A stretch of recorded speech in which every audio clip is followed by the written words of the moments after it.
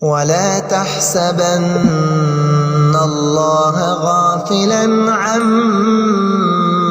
يعمل الظالمون إنما يؤخرهم ليوم تشخص فيه الأبصار مهطعين مقنعي رؤوسهم لا يرتد إليهم طرفهم وأفئدتهم هواء وأنذر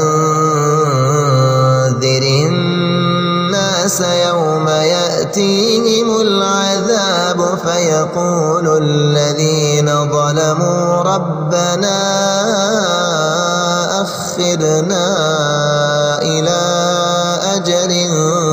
قريب نجب دعوتك ونتبع الرسل أولم تكونوا أقسمتم من قبل ما لكم من زوال وسكنتم في مساكن الذين ظلموا أنفسهم وتبين لكم كيف فعلنا بهم وضربنا لكم الأمثال وقضى ربك ألا تعبدوا إلا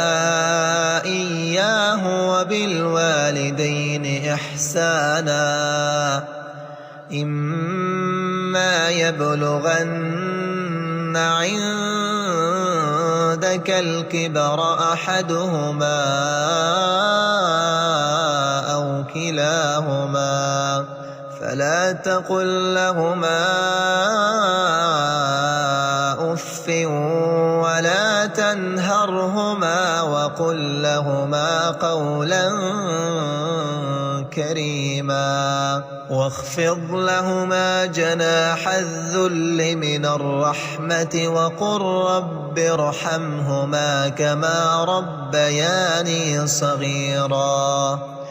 ربكم أعلم بما في نفوسكم إن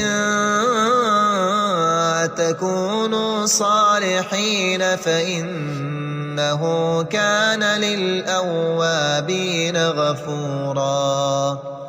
وآت ذا القربى حقه والمسكين وابن السبيل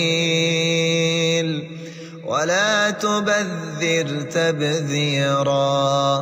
إن المبذرين كانوا إخوان الشياطين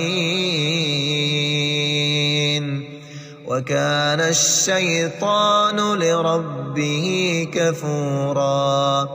وإما تعرضن عنهم ابتغاء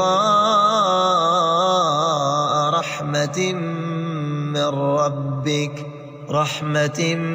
من ربك ترجوها فقل لهم قولا ميسورا ولا تجعل يدك مغلولة إلى عنقك ولا تبسطها كل البسط فتقعد ملوما محسورا